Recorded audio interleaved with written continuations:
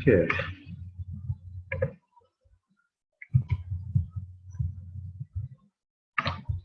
Now it's working.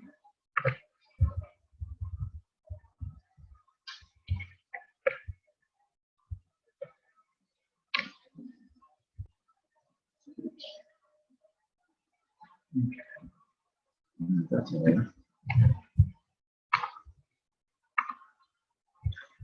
All right.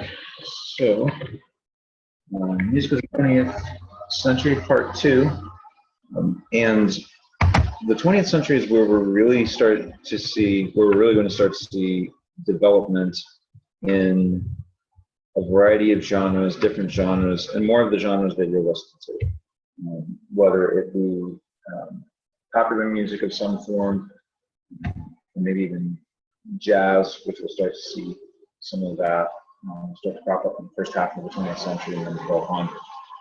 We're going to do more of the popular music next week.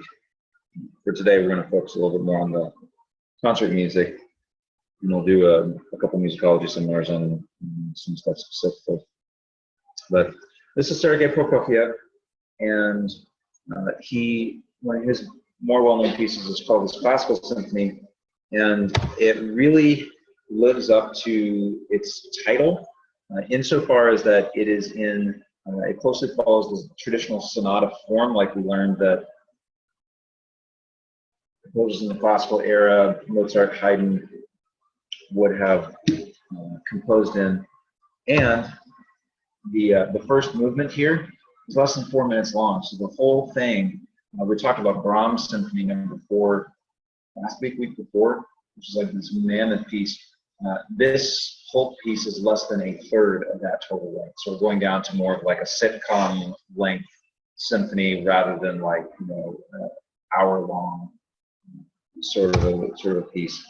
And just like in the classical era, you have this linking together of these short little phrases of music. So again, I kind of call it like the Lego style compositions, where you've got the smaller blocks and put the smaller blocks together and equals bigger blocks, and eventually equals the larger piece. There's also the melodies themselves are pretty gesundheit, pretty simple. They're not these big sweeping melodies like what we saw in the Romantic era. Also, the orchestra is significantly smaller at this time, or for a piece like this. He didn't use the 100+ member orchestra that some of his predecessors and contemporaries were using. He decided to scale it back. The overall effect of the piece is something that's fairly concise, that's fairly streamlined, and yet it's a really satisfying piece of music. So I'm going to run my media player here real quick and offer you a little bit of this. So there's the wheel stops spinning.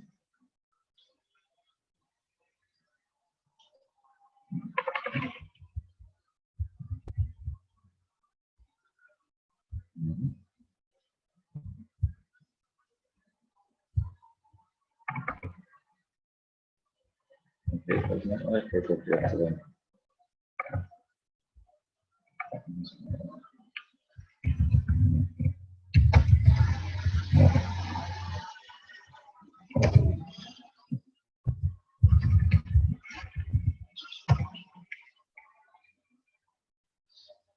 Nope, try YouTube.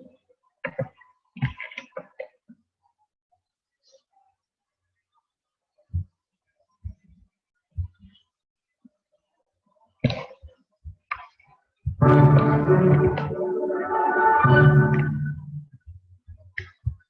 was like, I didn't see the shooting music.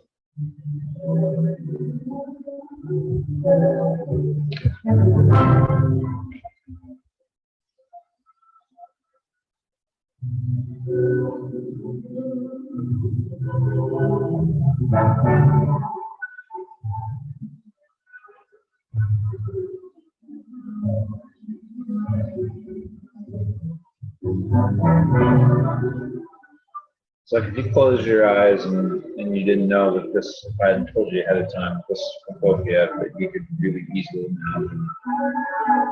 You know, Mozart's era, women in big dresses, men in the powdered wigs.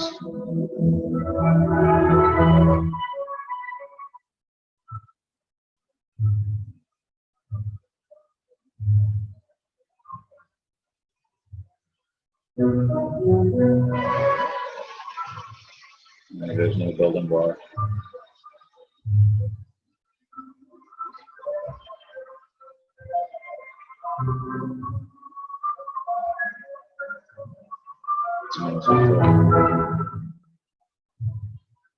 Look at the total runtime down here for a whole symphonic work. 14 minutes, just to take over 14 minutes. So it goes to show how closely composers are really trying to watch the way in which their music might be, you know, perceived and used.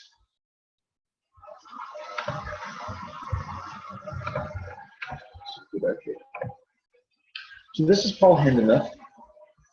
I know he looks kind of like a stodgy old guy, but Hindemith actually wrote some really amazing music, and actually owe him a little bit of a debt, which I'll talk about here in just a moment. But so his kleine Kammer music, which kleine is German for small or little.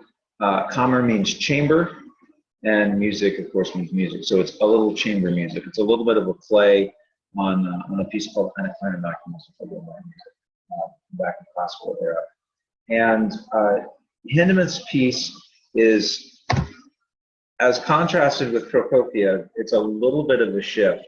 So this is since it's chamber music, it's going to be for a much smaller ensemble. So in this case, it's for a woodwind quintet, which would be flute, oboe, clarinet, bassoon, and French horn. And it represents kind of this interest of neoclassical composers in chamber music. So they're going back again, since we're neoclassical, we're going back and we're kind of doing the classical era over again, or taking ideas from the classical era. And so we see the development of him using a pretty, okay, I guess wait a minute. That is not what so he's using a pretty standard form, ABA,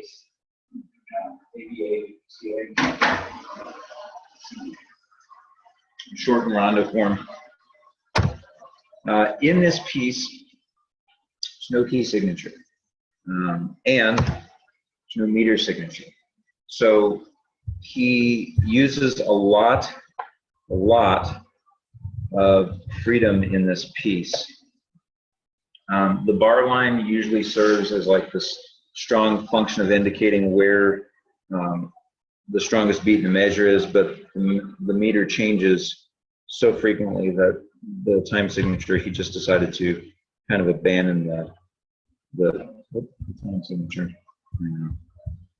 Don't need to grab that. I was trying to get over to my video here.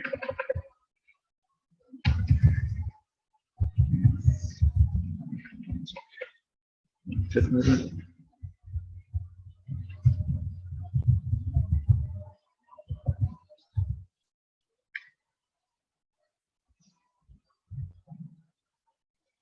Okay, so here is Hindemith's music.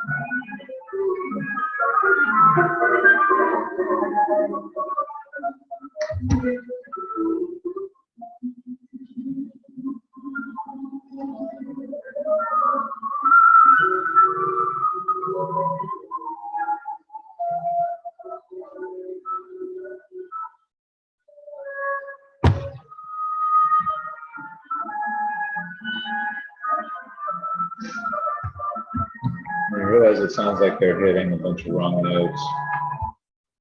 And a lot of people be like, oh, I could do something like that. And the reality is you probably could. However, the real trick with that is knowing how to do it, how to do it correctly.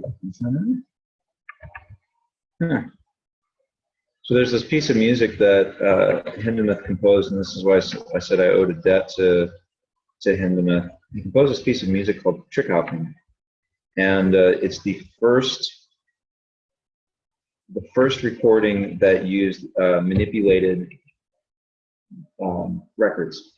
And he was the first person in 1930 to coin the term turntablism as the manipulation of records in a performance.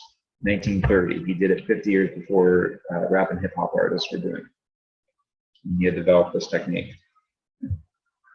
So kind of goes back to the old saying in Ecclesiastes that there's nothing new under the sun. Okay, so one of the big developments in 20th century music is what is called tone row music. So for hundreds of years, Western music, from folk songs to symphonies, had been based on the idea of a tonal center. And a lot of the music that we've heard has some kind of a key signature.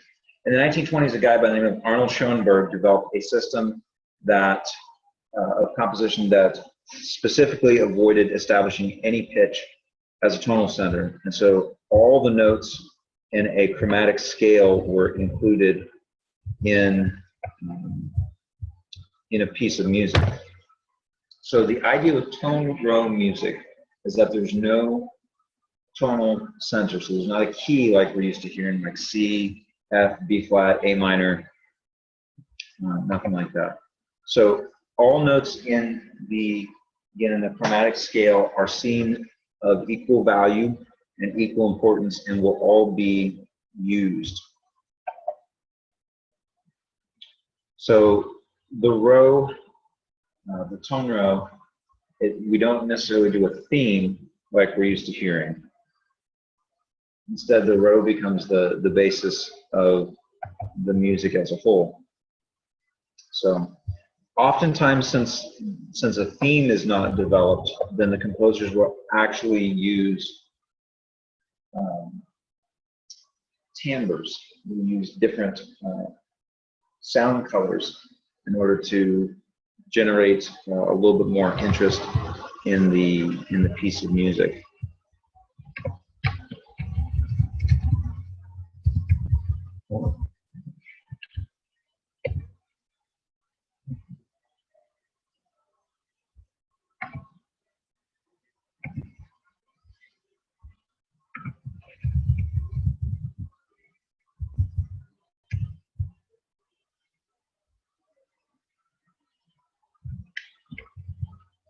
Okay. So a tone row appears 4 different ways, and I'll give you a little example of this in a moment. So first is what is called the original form. So what you do again is you have your 12 chromatic tones. I've got a short video here I'll show. And the first is whatever the original way that you choose those 12 tones, whatever order. Second is what's called the retrograde, which means that you put them in reverse order. So if you started with a C sharp and you ended up with a D sharp, then you would put it backwards and you'd start with a D sharp and end with that C sharp.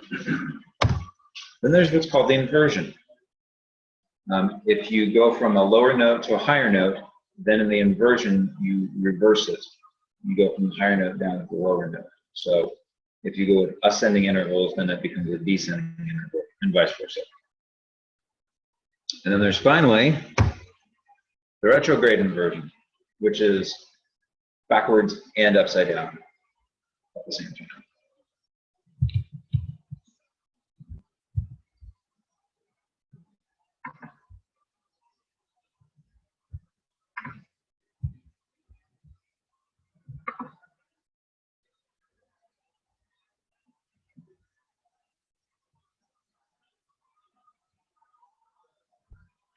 Okay. So here's a short little tutorial.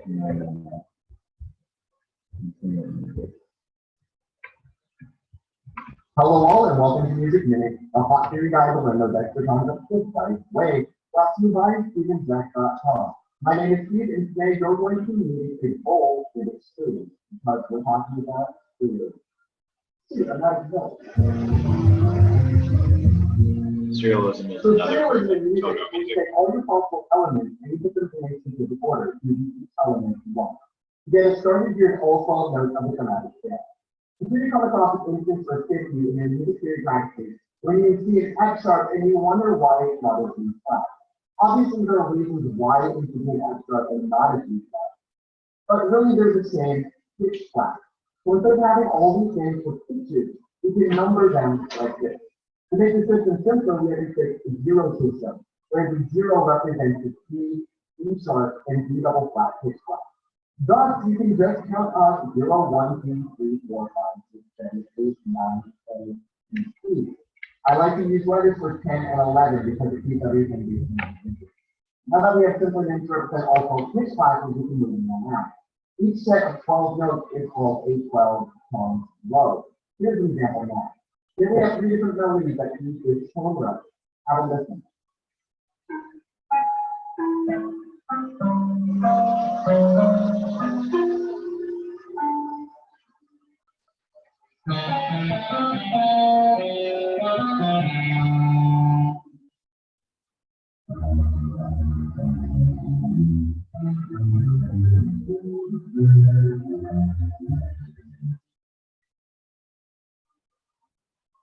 I'm writing music like this. The octave where the pitch sound, as well as the rhythm of the notes, is arbitrary.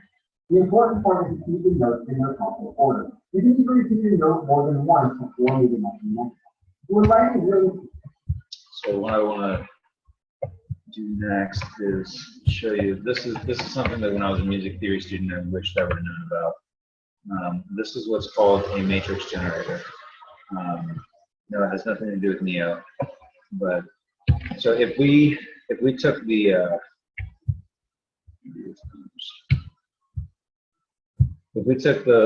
letters, so we've got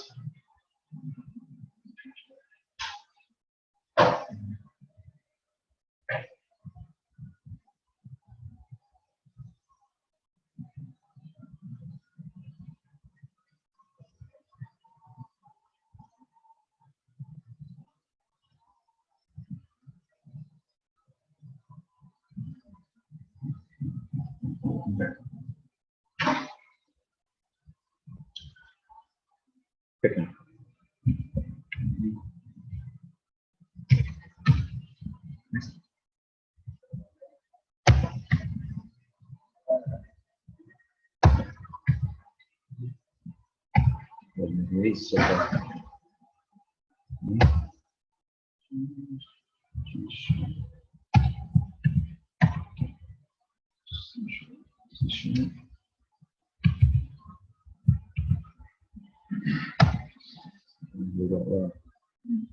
See?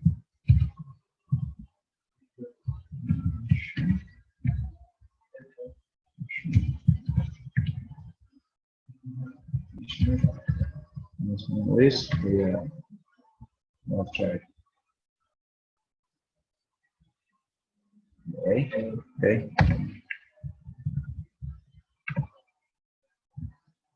Okay. So this handy dandy program just generated an entire matrix for us. So what it does is it shows you here all your options. So this is what's the P instead of the O, the original is P times prime, inversion, retrograde, inversion. So if I were to play would be this one here. The top one, that's our original growth. Like the guy said, you can use kind of whatever octave you want to, but always play through them. So D, F, D, G, E, D sharp, C sharp,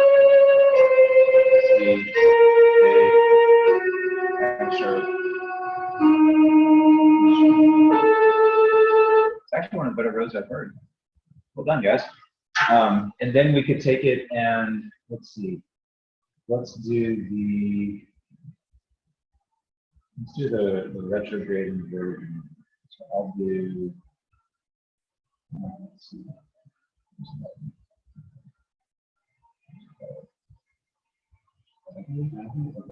So we'll do. All right, love it. So starting on C sharp. Yeah.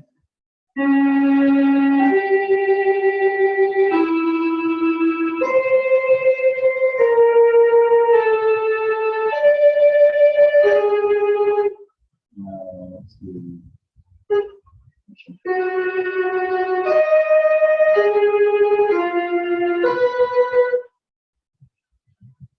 Needless to say, this was really interesting to a lot of people, and also needless to say, a lot of people didn't like it. It probably sounds a little bit odd to your ear as well, but a lot of it came down to some of the ways in which composers were trying to gain some control over the music and not just do what maybe they consider to be fluffy music. So this is Schoenberg himself. And he had this piece of music that he wrote called Variations for Orchestra. And so what happens is the initial row, that prime row, that first one, will get played by the cellos, and then will get passed over to the violin, and they'll play retrograde inversion, so backwards and upside down. And then by the violin, the retrograde to backward. And then high notes in the violins with inversions using some of those same notes. If you want to, just grab kind of the progression here. So the original row, retrograde inversion, retrograde, and then inversion was the order that he takes them in. And in one sense, there's no like set rules on like how you have to bring this about.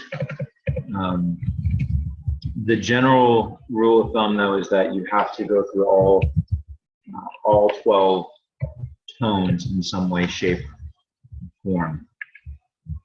So let me play a little bit for you here while you're copying this. So this is Arnold Schoenberg's Variations for Orchestra.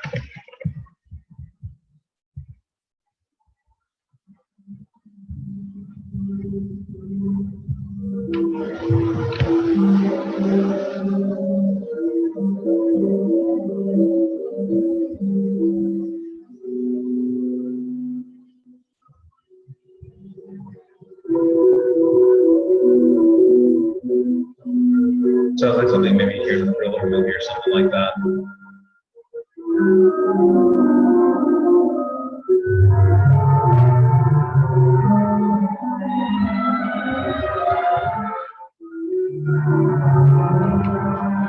Old black and white horror film, something like that. Original Psycho.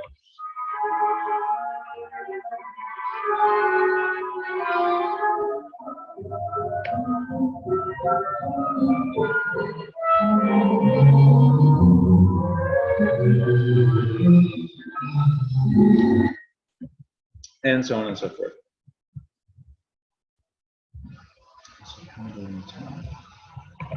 Where am I at my slides? Okay, I'm going to jump a little bit. So, in tone row music, there's its cousin, which is called serialism, which the guy in the video mentioned. So there's a few of these composers, I think I mentioned them last week, with this group called the Second Viennese School. And one of them is a guy named Anton Webern. So you had Schoenberg, you had Alvin Berg, who I think we addressed him last week. He was the guy who wrote the opera about the soldier from like 19th century of Leipzig who was like experimented on and like stabbed his mistress and all that dark, depressing stuff. So there's another guy in this group named Anton Webern. And so what he did is some of these composers took some of Webern's ideas, so he went off of the tone row of having to go through all the different pitches, and he applied it to different types of different types of things. So he used dynamics, he used rhythms and different methods like that. And so you had some people who took these ideas of Webern and applied them in their music. And they include some of my favorite composers, which is part of the reason that I mentioned them. One is Olivier Messiaen. Messiaen has a remarkable story. He was actually held in a concentration camp during World War II. And he wrote this beautiful piece of music called Quintet for the End of Time, in which he was Roman Catholic, and he was very pious, very deep in his faith. And so in the midst of this prison camp, he composes this piece of music, and somehow he managed to get instruments for him and 4 other prisoners who were actually professional musicians, and they played this piece of music, and they actually had prisoners and guards. I think they said there was about 200 people at its premiere inside the prison camp in Germany, and there wasn't a dry eye in the house. Even the guards were just weeping at the beauty of this piece of music on this busted old piano and this, junky clarinet and cello, and there's a flute and one other instrument. Pierre Boulez was a composer, was a conductor. He actually just passed, I think it was last year or the year before. It was fairly recent. And he actually had a hand in the development of electronics being used in concert music. So Boulez is one of my guys. Milton Babbitt, same way. Milton Babbitt worked at the Columbia Princeton Computer Music Lab back in the 1940s or 50s, 60s, 70s. Babbitt passed away, actually, I think last decade. A lot of these, we're getting into the era now where these composers are actually living or have just passed within the last 10 to 20 years in some cases. Milton Babbitt actually composed some pretty phenomenal pieces for like voice electronics, in which he uses some of these different techniques with rhythm, dynamics, and the like. And this is my guy. Out of all these kind of out there composers, if you will, this is my guy, Karl-Heinz Stockhausen. He actually passed away the year I started. This is my 10th year at Central as a full-time faculty member. So he passed away in my first year as a full-time faculty member here at Central. And he was based out of Germany, and he is the one, in my opinion, who really revolutionized the use of electronics in formal concert music. Matter of fact, I wrote my first major paper in grad school on Stockhausen, and then cited him quite a bit in my master's thesis at Wichita State. So this is John Cage. Now, an especially strong reaction to the seriousness of 19th century music was the creation of music in which some or all the sounds are left up to chance. So it was all about like the in the moment, existential outlook on things. So John Cage, his big thing, he was a big proponent of this chance music or aleatoric music,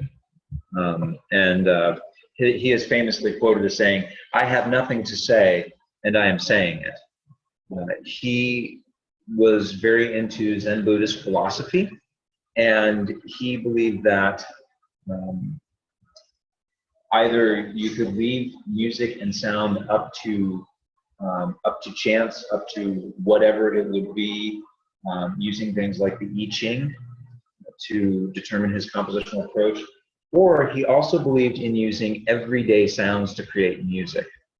There's a really good video on YouTube from when he is in his late 80s, early 90s, and he's talking about when he listens to traffic. He says, when he sits in his apartment in New York and he can hear the traffic outside his window, he says, it sounds like somebody's talking. And like people are talking and having a conversation, and just trying to be aware of all the sounds that are around people. He famously wrote a piece of music which is still hailed and ridiculed by people the world over, and it's called 4 minutes and 33 seconds. And I won't play the whole piece for you, but the idea is this, and I have seen the original piano version. I've seen a version for orchestra. I've even seen a heavy metal band do it. And the idea of the piece is this, that a person sits at a piano to play, or again, in the case of an orchestra or something, and there's a downbeat, and then they simply are silent for a grand total of 4 minutes and 33 seconds. And the idea is that the audience is supposed to be aware of the sounds around them. And it's entering into the idea of listening and hearing what's going on. And I have played it for some of my classes before, and the reaction is usually kind of mixed. And it may seem like a really really odd compositional approach, and maybe even kind of kitschy, but it's one that I certainly still value to this day. The one I am going to show you is John was on a game show back in 1960 called I've Got a Secret, and people would come on, and the celebrity panel would try and guess whatever secret it was that they have. And when John came on, they decided to kind of skip the game so that he could do his piece of music. And so I'll play you a little segment here of Water Walk.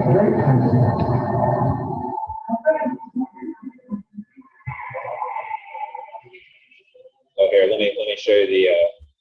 Let me show you the.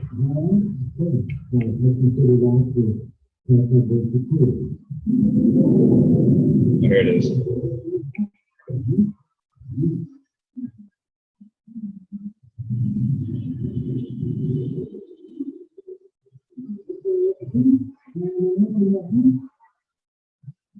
Okay, so here's his list of instruments.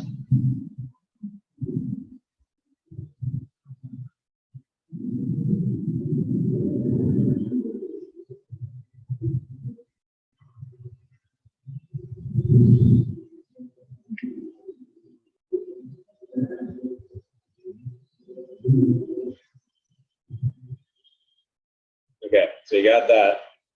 So here we go.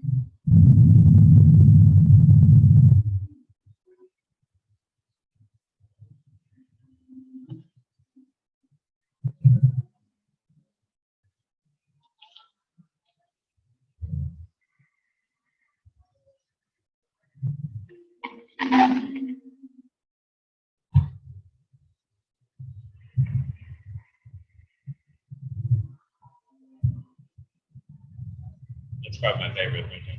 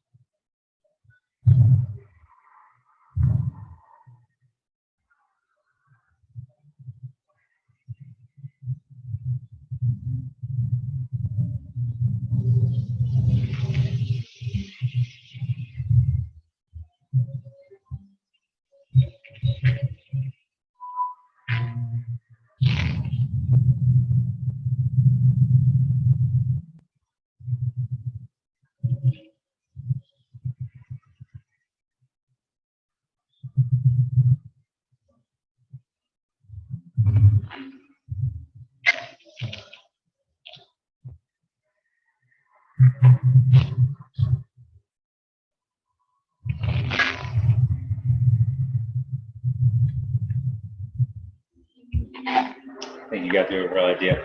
When he slaps the tops of these radios and then shoves them off, what you didn't hear at the beginning is that they had a union dispute before the show went on, and they weren't actually able to turn the radios on because of some, whatever. So it was supposed to be he's turned the radios on and then turn them off, but instead, because they didn't have the electricity to do it, he just had to slap the top of them and shut them off.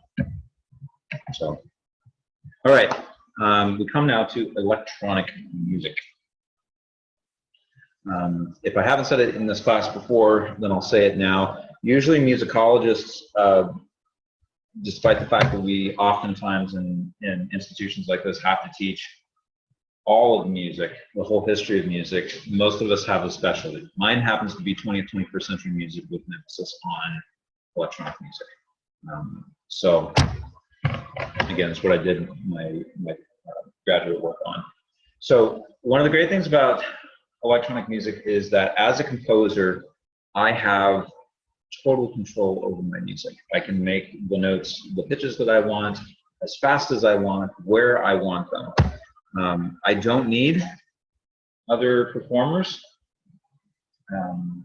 Gage didn't need other performers. Some of the other people who I've mentioned and will mention, they could do a lot of the music by themselves.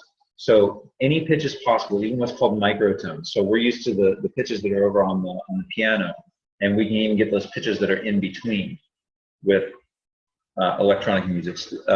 Stuff that's so subtle that you wouldn't notice it unless I played the two pitches side by side. Any rhythm is possible, even something I can't play. So like I can hold a beat on a drum kit, but I can't play as proficiently as other musicians. But if it's 1 o'clock in the morning and I'm working on a project, I'm not going to call my friends and wake them up and pull out a drum kit and mic it all up and everything like that. It'll take a couple hours. So instead, I can just program it all in to what I want. Any timbre, any tone color is possible through the magic of synthesis, both what they call additive synthesis and subtractive synthesis. And I'll talk maybe a little bit more about that later. Dynamic level, if there's any dynamic level possible, so you can get from like the really quiet, really subtle sounds in there all the way to the extremely loud and forceful. And then finally, any combination of that is possible. So it's one of the reasons I started getting into electronic-based composition for a lot of those reasons, because back when I was getting started, it was just easier to do that way, even though that wasn't my original way of composing. So initially, composers of electronic music worked with recorded sounds. So they would take a tape recorder, kind of like what John Cage had, maybe a smaller version if they could, and they would record sounds, and then they would take those back to their studios, which in the early days would have, like, if this was a recording studio 60, 70 years ago, electronic music recording studio, instead of having pianos and some of the other stuff, the walls would be lined with computers. It would look like NASA Control Center in here. And it would take all that to have the computing power of my laptop today, if it took that much. So the genre of music is called musique concrète. Musique concrète, so as you can tell by his name, developed in France. And so it would be the alteration of these pre-recorded sounds. We still have this today, we just call it sampling. The idea of using pre-recorded material or loop-based composition. Then there's also synthesized sounds. So as electronic equipment became better, the composers started using these synthesized sounds in varying degrees.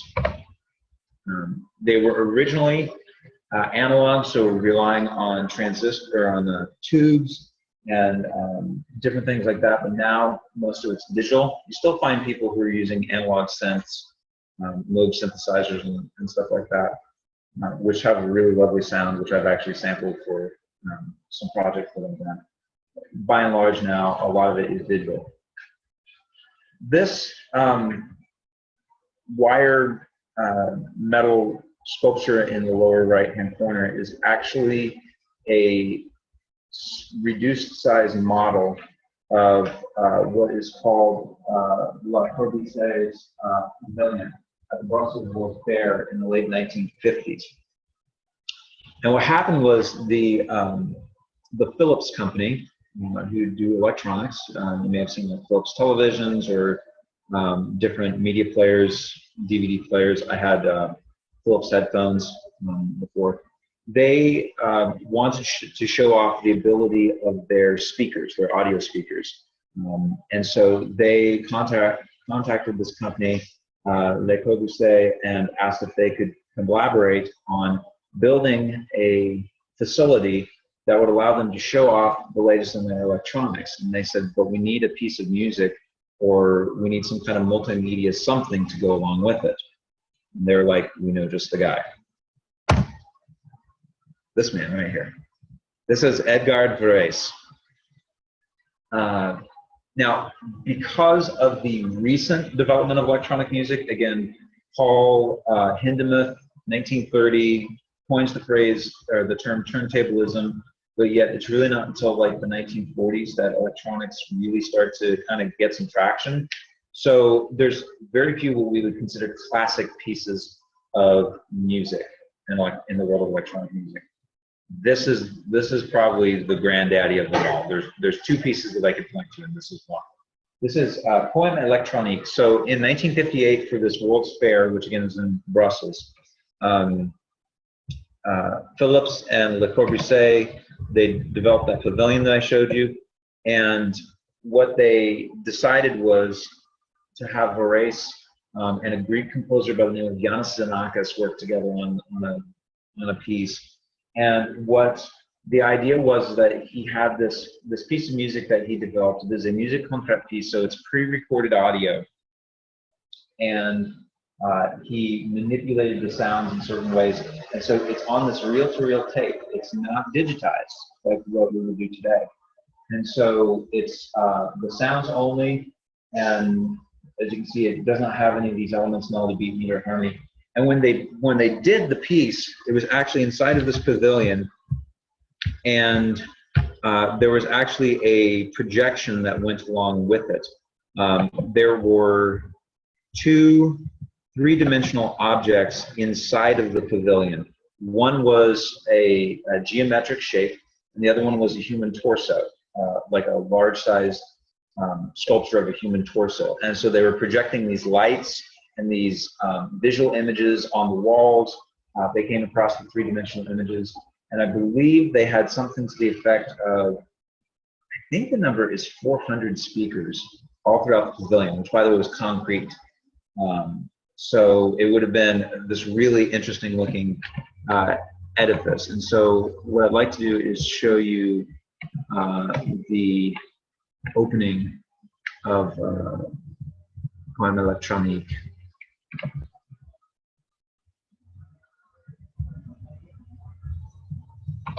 just remembering the last time I showed this. There we go.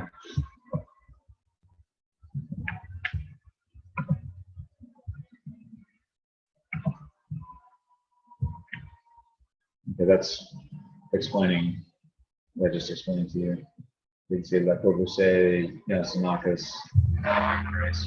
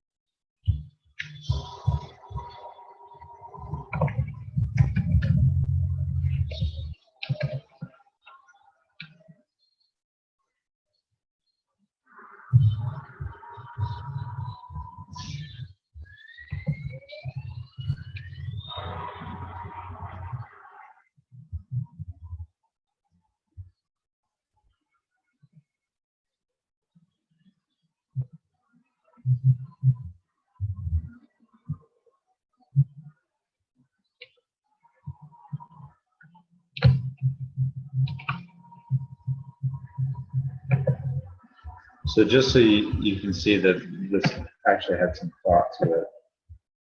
This is the breakdown of how this went in seconds. So the first 60 seconds were Genesis, Spirit and Matter, from darkness to dawn. So we were in that era. Man-made gods, high time, lit civilization, harmony, and then it's all mankind. And then there's actually the sequence of everything that happens throughout the piece.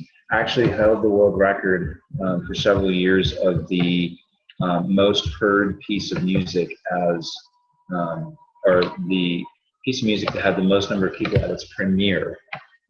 At well over 1 million people, because technically the entire duration of the World's Fair was considered its premiere. And so I'll leave you with that image of the race. All right, everybody, thank you so much.